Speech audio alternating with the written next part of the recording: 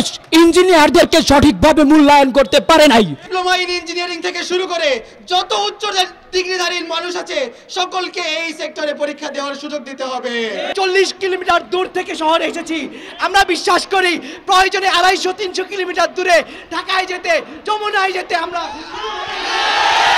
ক্ষেত্রে যখন এই ডিগ্রির বৈষম্য ক্রিয়েট হয় বা যে মানুষগুলো আসলে টেকনিশিয়ান হিসেবে আসার কথা ছিল তারা প্রকৌশল লাগায়, এই জিনিসটা আমাদের জন্য অপমানজনক এবং লজ্জার। আমরা বিশ্বাস করি আজকে বাংলাদেশের উচ্চতর শিক্ষা খাত থেকে যে ব্রেন ড্রেনগুলো হয়, উচ্চতর শিক্ষা খাত থেকে যারা বিদেশে চলে যায় বা ইঞ্জিনিয়ারিং খাত থেকে বিদেশে চলে যাওয়ার অন্যতম বড় কারণ হচ্ছে দেশে তারা কোনো রিকগনাইজেশন পায় না। এই দেশ ইঞ্জিনিয়ারদেরকে সঠিকভাবে মূল্যায়ন করতে পারে নাই এবং এই কারণেই দেশের প্রকৌশলী এবং ইঞ্জিনিয়ার সেক্টরের মানুষজন আসলে এই পরিমাণে বিদেশ চলে যাচ্ছে। আমরা বিশ্বাস করি যতক্ষণ পর্যন্ত এই বৈষম্যগুলো নিরসন না হবে, শিক্ষা ক্ষেত্রে, চাকরি ক্ষেত্রে আপনি যত উন্নয়ন করেন না কেন আপনার দেশের মেধাবীরা আপনার দেশে থাকবে না। এই জায়গা থেকে এটা সম্পূর্ণ রাষ্ট্রের বার্ডেন। রাষ্ট্র হচ্ছে সেই শিক্ষার্থীদেরকে, সেই ইঞ্জিনিয়ারদেরকে তাদের যোগ্য যথাযথ সম্মান দিবে। আমরা এখান থেকে আরো বিশ্বাস করি যারা ডিপ্লোমা করেন তাদের ক্ষেত্রে তাদের যে চাকরি প্রয়োজন সেই চাকরি অবশ্যই এক্সিস্ট করে। সেই জায়গা থেকে তারা আসলে কোন আর্জেন্সি থেকে বা কোন ব্যাকআপ থেকে ইঞ্জিনিয়ার হওয়া বা ইঞ্জিনিয়ার লাগানোর ধৃষ্টতা দেখান সেটা আমরা জানি না। আমরা আমির মুগ্ধ, আমরা শহীদ শান্ত, আমরা শহীদ ওয়াসিমের রক্তের বিনিময়ে পাওয়া এই স্বাধীনতাকে কখনো বিফল যেতে দিব না।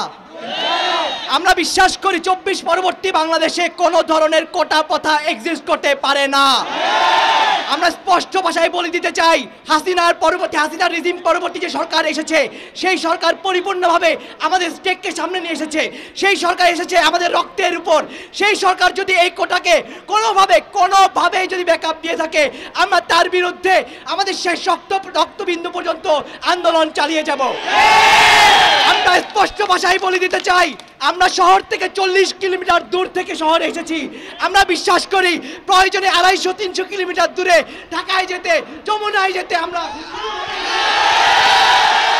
স্পষ্ট ভাষায় বলে দিতে চাই দেশের সবচেয়ে মেধাবী শিক্ষার্থীদের নিয়ে যখন আপনারা বৈষম্য করবেন, তাদের নিয়ে যখন বিভিন্ন বানচাল করবেন, তাদের বিপরীতে যখন টেকনিশিয়ানদেরকে আপনি সমান করতে চাবেন, আমরা বিশ্বাস করি এই শিক্ষার্থীরা কখনোই দেশে থাকবে না।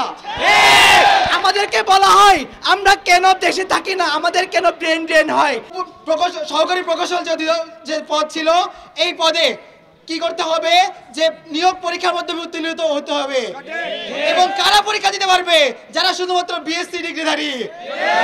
কোন প্রকার কোটা এই নবম গ্রেডে থাকতে পারবে না।